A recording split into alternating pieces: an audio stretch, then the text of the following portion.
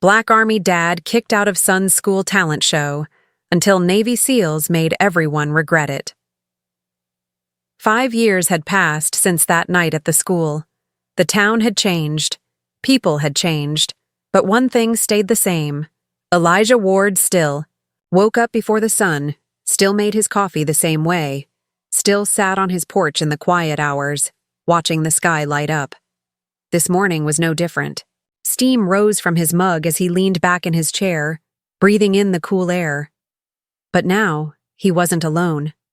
The front door creaked open and out stepped Jalen, now 15, almost as tall as Elijah, with broader shoulders and a voice that had started to deepen. He sat beside his father, yawning, hair messy from sleep. "Morning, Dad." Elijah smiled. "Morning, kid." Jalen poured himself a cup of coffee from the pot his dad had already made. It had become their little tradition. Morning coffee, just the two of them. A moment of calm before the world started spinning again. "Big day today," Elijah said. Jalen nodded. "Regional music finals." He said it casually, but his hands fidgeted with his mug. Elijah noticed, just like he always did. "You nervous?" "A little," Jalen admitted. "Not about playing, just all the people." Elijah leaned forward. "You've stood in front of crowds bigger than that. Remember the honor event? You faced a room full of strangers and sang your heart out. You can do this." Jalen looked at him, then smiled. "That was different. You were there. I'll be there today, too." "I know." They sat in silence for a few minutes, sipping their coffee, listening to the birds. Sometimes you don't need to say much. Just being there is enough. A while later, they left the house together. As they walked to Elijah's truck, a group of local veterans passed by on their morning walk. They gave Elijah respectful nods, and he nodded back. Not with pride or arrogance, but with quiet understanding. A bond that didn't need words. At the competition, the auditorium buzzed with excitement. Parents filled the seats, kids tuned their instruments, teachers gave last-minute instructions. Backstage, Jalen sat with his guitar in his lap, fingers brushing the strings. Elijah waited in the front row, wearing a simple button-up shirt, not his uniform today. He didn't need it anymore. People knew who he was. More importantly, his son did. When Jalen's name was called, he walked out alone, calm, confident. He sat on the stool in front of the mic, adjusted it carefully, and looked out into the crowd. He didn't look for anyone else. Just for his dad. Their eyes met. Jalen gave the smallest nod. Elijah returned it. Then the boy began to play. The auditorium fell silent as Jalen's fingers danced over the strings. The song he had written was new, simple, soft, and filled with emotion. About growth, about strength, about a man who had worn a uniform but never let it wear him down. As his voice carried through the hall, some parents closed their eyes, some held hands, some just listened, and Elijah sat there, not blinking, not breathing too loud, afraid to miss a single note. When the song ended, the silence held for just a moment longer before the audience rose in applause. Not polite claps. Real, loud, proud. Applause. Backstage, a teacher hugged Jalen and told him he had something special. Jalen only smiled and said, "I just wanted him to hear it." Later that evening, back at home, Jalen flopped onto the couch with a sandwich and his trophy. Elijah walked over, took the trophy, and looked at it carefully. "You know," he said, "this means a lot. But that moment on stage, that song, that was something more." Jalen shrugged. "I just wanted to say something that mattered." "You did." They watched a movie that night, like old times. Just the two of them. Couch blankets and popcorn between them. Elijah didn't fall asleep halfway through like he used to. He stayed up, watched every frame, even though it wasn't his kind of film. Because sometimes showing up means more than anything. And as the credits rolled, and Jalin leaned his head against his father's shoulder, Elijah closed his eyes for a second and smiled. The battles weren't over, but they had found peace, together. The house was quiet that night. Elijah sat alone on the couch, still wearing his dress uniform. He hadn't moved much since getting home. On the coffee table in front of him, a crumpled invitation sat beside an untouched glass of whiskey. The TV was off. The lights were dim. His metals still caught the soft glow from the hallway lamp. His hands were locked together tightly, resting on his knees as if holding himself together. He replayed every moment from earlier in his mind, the officer's hands on his shoulder, the whispers from the crowd, the look on his son's face. That look. That broke him. A small ping came from his phone. He ignored it at first. Then it buzzed again. And again. Finally, he reached for it. A video link. From an unknown number. He hesitated, then tapped play. It was him, captured from someone's phone in the audience. Standing in the back of the gymnasium, trying to stay calm, holding his son's handmade card while security escorted him out. His shoulders straight, his pride tucked inside that uniform. But even through the screen you could feel the hurt, in his silence. He watched himself walk out as a few people clapped. He paused the video there. He couldn't watch more. His fingers hovered above the screen. Then, his phone buzzed again. Another message. "Is this the man who saved us?" It was signed simply, Ellis. Elijah blinked in surprise. Commander William Ellis, retired Navy SEAL. They hadn't spoken in years, not since that brutal mission across the sea. Not since Elijah had dragged Ellis and his men through enemy fire to safety. Another text followed. "You held the line for us. Time to hold it for you." Elijah leaned back slowly. He didn't know what to say. What could he say? Meanwhile, across the country, 6 men in different cities all watched the same video. Each one remembered that day in the desert, and the man who had come for them when no one else would. They didn't talk much back then. Different branches, different missions. But what Elijah did had earned their respect for life, and now, someone had disrespected him. That didn't sit right. By morning, they had a plan. No flashy headlines, no drama, just a quiet phone call to Commander Ellis. Go in, one of them said. "We don't ask permission, we show up."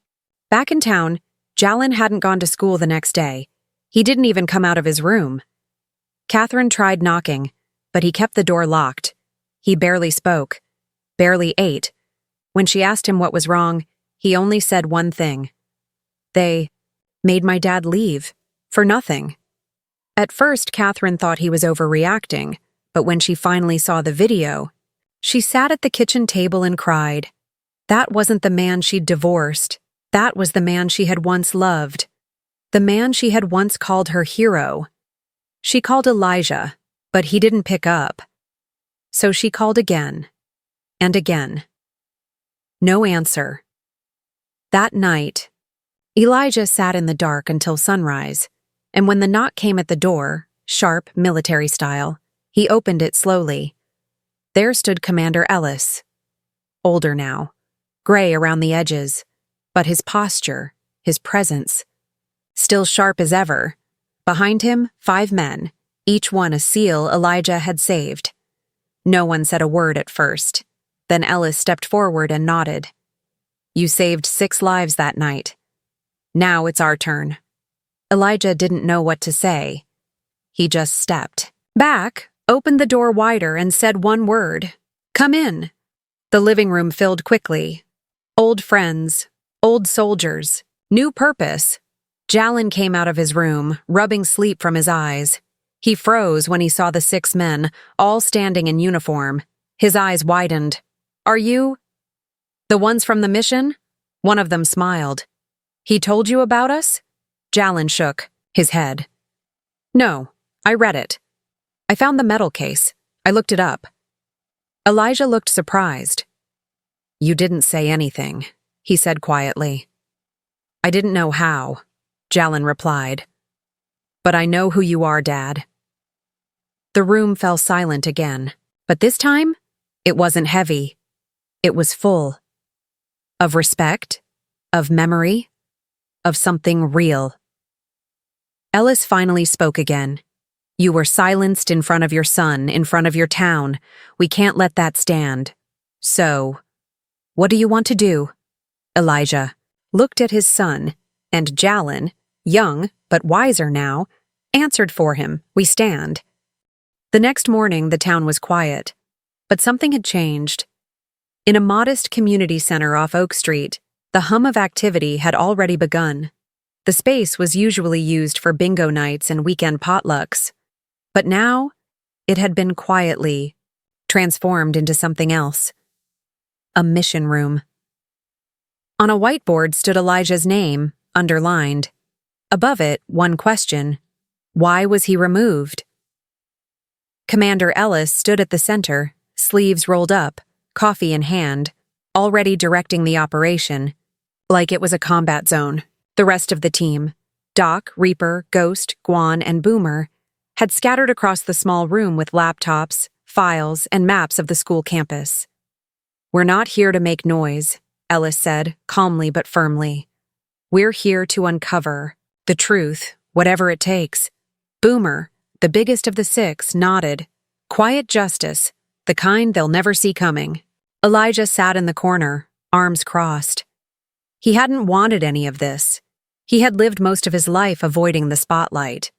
He'd learned that medals don't protect you from shame, and uniform doesn't always equal respect. But now he wasn't fighting for himself. He was fighting for something bigger, for his son, for every soldier who had been judged by what they looked like, not who they were. Guan pulled up the school district system and began typing fast. I used to do comms and recon overseas, he said with a small grin. Now I hack school board emails. Life's weird. Within minutes, he found something. Okay, here's the original guest list, Guan said. Elijah Ward, approved. Logged by Principal Sloan. Then he clicked forward 2 entries. Here's the change. Your name was removed. Logged at 3:42 p.m., just hours before the event. Doc leaned in. Who changed it? Guan frowned. That's the thing. It doesn't say. The system tracks changes but not usernames. But I can track the IP. A pause. He typed for several long seconds. Then he looked up. Office of Ronald Davis. Elijah didn't even flinch. He had suspected as much. Catherine's new husband. The man who had never served a day in uniform but liked to give speeches. About protocol. The one who sat on the school board, perfectly polished, perfectly connected. Reaper shook his head. Coward move. Taking a man's name off a list just so he looks like he doesn't belong. It's worse than that, Ellis said. He didn't just erase a name. He erased a father. Meanwhile, across town, Catherine stood at her kitchen sink, staring out the window with a knot in her stomach. She had heard the rumors, seen the video, and now she couldn't ignore it anymore. She walked into Ronald's home office. It was always locked, always too neat. But today, she knew what she was looking for. In a drawer labeled School Committee, she found a folder with Elijah's name on it. Inside was everything. Old military records, articles about PTSD, a copy of Elijah's reprimand from a mission overseas, the mission no one was supposed to talk about, handwritten notes in Ronald's tidy script, use for guest restriction justification, high-risk visual, not ideal. For school events, her hands shook as she read. This wasn't just about safety. It was personal. It was targeted. She took the folder, quietly, carefully, and walked out. That evening, the SEALs met again at the community center. Guan had pulled more records, school policy documents, guest risk systems, and email threads between board members. I don't believe what I'm reading, Doc muttered. They've got code words like image sensitivity and perceived. authority presence. It's all dressed up discrimination, Ghost nodded. They're basically saying certain people aren't right for school events, especially if they wear a uniform, especially if they don't look like the usual crowd. Then Catherine walked in. Everyone turned. She looked nervous, but her voice was steady. I have something to show you. She placed the folder on the table. This is what he's been doing behind our backs. Behind my son's back. I had no idea. And I'm sorry. Elijah looked at her, then at the documents. Slowly, he sat down and opened them. Each page was a bruise. Each note was a betrayal, but it was the final one that made him pause. A printout of Jalen's school photo. A sticky note attached. Use this if needed to justify restriction. Too much resemblance. Silence filled the room. No one said a word. Then Elijah stood. He wasn't angry. He wasn't loud, but his voice held steel. This was never just about me. They tried to use my own son as a reason to keep me out of his life. But I'm not going anywhere. And now, I'm not alone. The room nodded as one. Outside, night had fallen, but inside, something had just begun. It was just past midnight, when Elijah knocked gently on the door to his son's room. No answer. Just the soft sound of guitar strings being plucked. Still up? He asked. Jalen looked up from where he was sitting cross-legged on his bed, his guitar across his lap, a notebook beside him filled with messy handwriting and little music notes. Couldn't sleep, he said quietly. Elijah stepped in, sat on the edge of the bed. Neither could I. There was a long pause between them. The kind of silence that wasn't uncomfortable, just full of unspoken thoughts. I've been writing a song, Jalen finally said, about what happened. Elijah looked down at the guitar. Want me to hear it? Not yet, Jalen said. It's not done, but I wrote something else, not a song, just words. He picked up the notebook and flipped to a page near the back. Then, without warning, he started to read aloud. My father wears his uniform with pride, but sometimes people only see the color of his skin. They call him a threat. They ask him to leave. But he's the reason someone else gets to come home. He's not just my dad. He's a protector. And when they pushed him out of my school, they didn't just disrespect him. They disrespected every kid who looks like me, and every soldier who gave everything so people like them could feel safe. Elijah swallowed. His throat tightened. He hadn't cried in years. But right then, he had to look away. I want to post it, Jalen said. Just the video, me reading it, nothing else. Elijah nodded slowly. If that's your voice, son, use it. The next morning, Jalen recorded the video. Just him sitting on a stool, no music, no effects, just his words. It was raw, honest, emotional. By evening, the video had been shared over 1,000 times. By the next morning, 10,000. People were tagging local news outlets, veteran groups, and even politicians. The comments flooded in. This boy speaks truth. My husband wore that uniform. We felt this too. How can a soldier be a threat at his own child's school? I don't even know this family, but I'm crying. This matters. At school, students were buzzing. Teachers were whispering. In the halls. Some parents called the office demanding answers. Others offered support. One teacher even printed Jalen's poem and pinned it to her classroom door. And Principal Sloan? She watched the video alone in her office, a hand covering her mouth, guilt rising in her chest like smoke. She had approved Elijah's guest list, entry herself, she remembered it. But someone had removed it, and she hadn't questioned it. That afternoon, she called Elijah directly. I'd like to meet, she said. I want to talk. Really talk. He hesitated but agreed. When they met the next day, Sloan came prepared, with documents, system logs, and a printed apology in her hand. But Elijah wasn't interested in papers. He just asked one thing. Is my son safe to speak his truth here? She looked him in the eye. He is now, and so are you. Meanwhile, Ronald Davis sat alone in his office, staring at his phone. The backlash was growing faster than his campaign could keep up with. His face was in headlines now, under phrases like local official linked to veterans' public shaming and school board faces racial bias accusations. His own staff was nervous. One even quit. But Ronald wasn't panicking. Not yet. He still had friends on the board, still had control over certain systems, still thought he could spin the story his way. He hadn't expected the SEALs. He hadn't expected the video of Jalen, and he definitely hadn't expected what would happen next. Because across town, the 6 SEALs weren't just standing around anymore. They were making calls, talking to reporters, reaching out to other veterans who had experienced similar treatment. One even flew to a nearby city to speak at a live broadcast news segment. He said one sentence that went viral that night.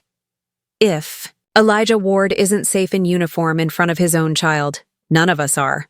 The next day, a protest formed outside Lincoln Elementary. Quiet, peaceful, but powerful. Veterans stood in uniform holding signs. Parents walked beside them. Students held up handmade posters. Let dads in. Honor the uniform. Justice. For Jalen. From the auditorium window, Jalen watched it all happening. His voice, his words, had started something real. And for the first time in a long while, he didn't feel small. He felt strong. The sun had barely risen when the Honor and Voice Showcase preparations began. The community center, once just a quiet building off Main Street, now buzzed like a town hall before a storm. Veterans were arriving in dress uniforms, helping hang banners, move chairs, set up microphones. Parents dropped off food trays, volunteers arranged flowers, and in the middle of it all stood Elijah, pressed uniform, polished shoes, medals gleaming faintly in the morning light. He hadn't asked for any of this. He would have been content with an apology, maybe a seat in the back row the next time his son performed, but something bigger had taken shape, not because he demanded it, but because others decided his dignity was worth protecting. Inside, Jalen stood backstage in a button-down shirt and jeans, tuning his guitar. He had pinned the SEAL unit patch. Reaper gave him just under his collar. It didn't match the outfit, but it didn't need to. It meant something to him. That was enough. As families began filing into the auditorium, a hush of reverence passed through the crowd. This wasn't just another school concert. This was something else. Something heavier. The first few acts were small. A couple of poems, a piano solo, a group of kids singing a folk song. But the crowd clapped loudly for every one of them, as if they all knew why they were really there. Then Principal Sloan stepped to the microphone. She looked calm, but her hands trembled slightly as she unfolded her notes. Today isn't about looking back in anger, she began. It's about moving forward with respect. It's about truth. And more than anything, it's about voice. So today, we open this space not just for music or performance, but for healing. The crowd clapped, and with that, she said, her voice warming, "It is my honor to introduce a young man who reminded us what courage looks like and what a son's love can sound like. Please welcome Jalen Ward." The lights dimmed slightly, and the stage filled with quiet. Jalen walked out slowly, guitar in hand. He sat on a stool, adjusted the mic, and found his dad in the crowd. Elijah was front and center, sitting straight, his eyes locked on his son. Jalen smiled faintly, then began to play. The melody was simple, soft, just a few notes repeated gently. But his voice, still young, still cracking in spots, was steady. He walks tall in his uniform, but some only see what they want, not the years of service, not the weight he's carried, just the color of his skin and the medals they don't understand. People leaned forward in their seats. They asked him to leave, but I watched him stay in my heart, in my song, in every brave thing I do one day. A few people in the crowd wiped tears from their eyes. Elijah looked like he hadn't taken a breath since the first chord. He's my dad. He's a soldier. He's a man who never asked for more than a seat to watch his son play. As Jalen played the last note, the auditorium fell into complete silence. Then someone stood, clapped once, then again. And suddenly the entire room was on its feet, clapping, cheering, some crying. Elijah didn't move. Not because he wasn't proud, but because he was holding back so much emotion, he couldn't trust his legs. But then, something happened. Just as the applause filled the room, the fire alarm went off. A shrill, jarring scream of a sound that made people jump. Red strobes flashed against the walls. People looked around in confusion. Principal Sloan rushed to the mic. "Everyone please remain calm. We'll have this checked immediately." In the back of the room, Ronald Davis stood up. He hadn't clapped, hadn't smiled. And now, he was moving toward the door. He didn't expect to be stopped. But a voice rang out from the tech booth. "Hey, wait!" All eyes turned toward the side of the stage where Tiffany Wright, a student with her phone always in her hand, stood up, holding her phone high. A massive projector screen behind her blinked on. She tapped play. And there it was. A short video clip. Ronald Davis, just minutes earlier, sneaking toward the hallway and yanking the fire alarm down with a sharp tug. Gasps filled the room. Murmurs rippled like waves. Ronald froze. Then Officer Bell stepped forward, no longer in uniform, but still carrying the weight of his badge in his voice. "Sir," he said calmly, "we'll need you to stay until local authorities arrive. Triggering a false alarm during a public event is a serious offense." Ronald didn't argue, because in that moment, it was clear. The town wasn't with him anymore. It was with Elijah, with Jalen, with the truth. As the alarm was finally shut off and Ronald was escorted out of the building, Principal Sloan returned to the stage. She didn't need notes this time. "You've seen enough today to understand what really happened. And from this day forward, our school and our board will never allow image control to silence respect again." Then she turned to Elijah. "And Sergeant Ward, this front row seat is yours for every event. Always." The room erupted in derisive cheers again. But Elijah didn't need applause. He just turned to Jalen, still holding his guitar, and mouthed the words he hadn't been able to say before. "I'm proud of you." The morning after the showcase, the town felt different. Like something had cracked open, and instead of spilling anger, it released light. Quiet, slow, healing light. Outside Elijah's house, there were flowers on the porch, cards tucked into the mailbox, a box of cookies, left by an elderly woman from down the street who never once spoke to Elijah before that week. Inside, the house was still. Jalen sat at the kitchen table with his notebook open, a pencil behind his ear. He was writing, again. This time not a poem, not a song, just memories. Raw ones. The kind he wasn't ready to speak yet but needed to capture before they slipped away. Elijah stood at the counter pouring 2 mugs of coffee. He handed one to Jalen. "More writing?" Jalen nodded. "It helps." Elijah looked at the boy, the way his shoulders were a little straighter, the way he carried himself now.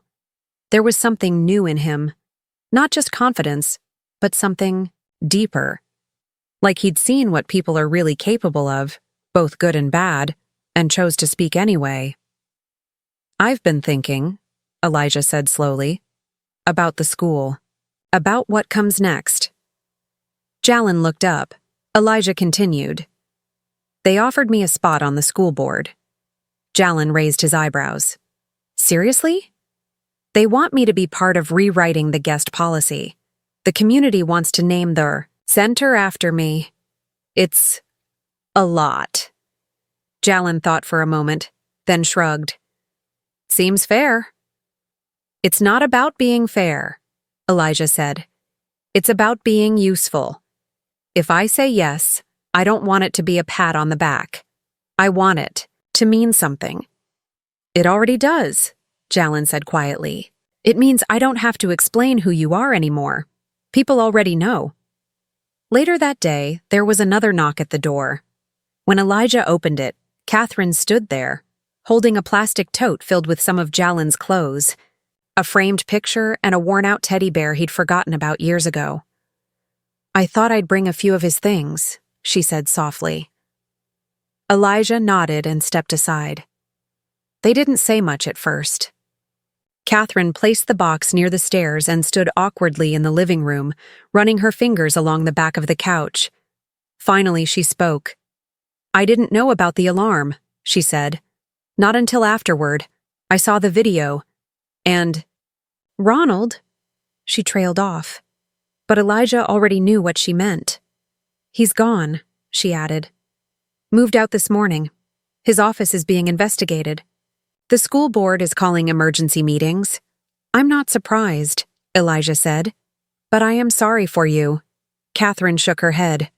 I chose to believe his version of things for too long. I told myself he was trying to protect Jalen. But really, he just wanted to replace you. Elijah didn't answer right away. He walked over to the shelf, picked up the framed photo Catherine had brought. It was an old one, back when they were still together. Jalen was maybe 3, grinning wide, sitting on his dad's shoulders. We lost time, Elijah said finally. All of us, because we stopped trusting each other. Catherine's voice cracked. Do you think we could ever rebuild? Not what we had, Elijah said, but maybe something new, something better, for him. He nodded toward the hallway, where Jalen's guitar case leaned against the wall. Can I come to his next performance? Catherine asked. I think he'd want that. Before she left, Catherine turned at the door. You know, when we first got divorced, I used to pray he wouldn't grow up to be like you.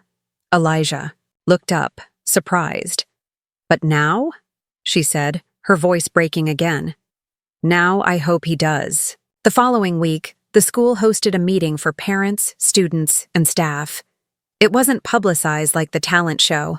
No cameras, no reporters, just people. Talking. Elijah stood up midway through the session, not in uniform, just a shirt, and jeans. But somehow he still stood taller than anyone else. I don't want what happened to become a memory we all try to forget, he said calmly. I want it to become the reason we do better. He didn't need to say more. The message had already echoed through the school walls. Later, he and Jalen walked past the mural that had just been finished on the side of the school building. It showed a silhouette of a man in uniform holding his child's hand, standing tall while shadows tried to pull them apart. Words painted above the image read, "You can't erase courage. You can't silence love." Jalen reached up and gently touched the painted edge of the guitar slung across the boy's shoulder in the mural. That's supposed to be me, he said. Elijah nodded. It is. They stood there for a long moment. Father and son, side by side, and for the first time in years, there was no fight left to face, only the future. The years moved quietly after the storm passed, not fast, not slow, just enough to let life settle into something new. The town that once whispered behind Elijah Ward's back now greeted him by name. Not because he had become famous, but because people had started seeing what was always there. A man who showed up when it mattered. One morning, a sign was installed outside the community center. Elijah Ward Resource Center, a place for honor, voice, and unity. There was no ribbon cutting, no speeches. Elijah asked for it that way. He didn't want a spotlight. He had learned long ago that the real work happens after the crowd goes home. Inside the center, things had changed too. Veterans tutored kids after school. Parents met for quiet support. Groups, Jalen helped lead music workshops for children who couldn't afford private lessons. Sometimes Catherine stopped by with warm muffins and stayed to talk with other moms about the messy, honest journey of co-parenting. What they'd been through had turned into something larger than just pain. It had become a platform, a movement. Jalen had started a project called Echoes of Honor, a mix of poetry, music, and stories about military families. What started as pages in a journal became a published book at age 17. It wasn't flashy, just true. And it touched people in ways he hadn't expected. At the school, the mural still stood, faded a little from the weather, but untouched. It became a landmark, something every student walked by, sometimes without thinking, but always feeling. It told a story without needing to speak, and when new families moved into town and asked about it, someone always had an answer ready. That's the man who wasn't allowed to see his son perform, until the world reminded this town who he really was. One spring morning, Elijah sat on his porch again. Same chair, same coffee.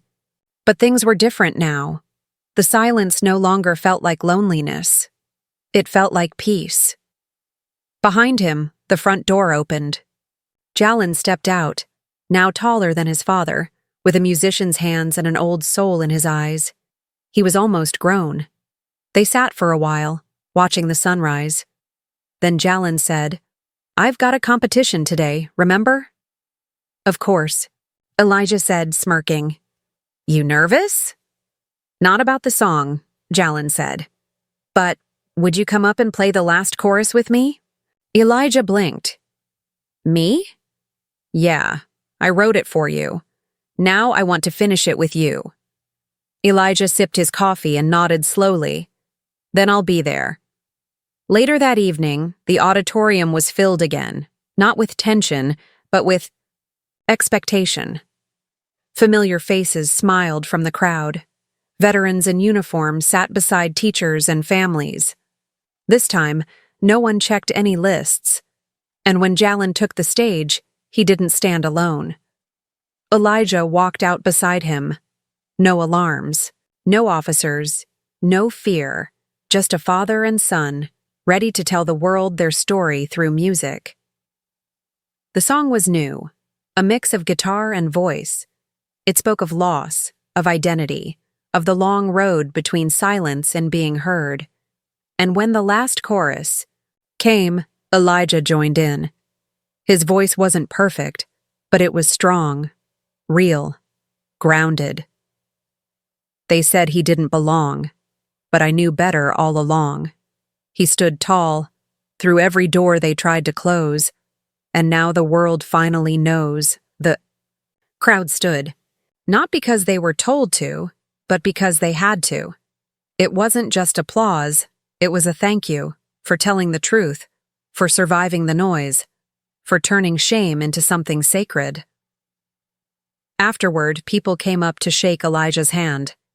Not as a symbol, not as a headline, just as a man.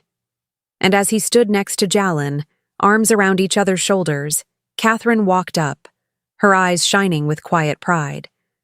"We did okay," she said, nodding toward their son. "We did better than that," Elijah replied. Outside, the stars were starting to appear. The air was warm, familiar, and in that small town, the one that had once turned its back, people were walking home carrying something more than programs and photos. They were carrying the weight of a story they'd never forget. Because in the end, it wasn't about who got kicked out. It was about who stood up and stayed.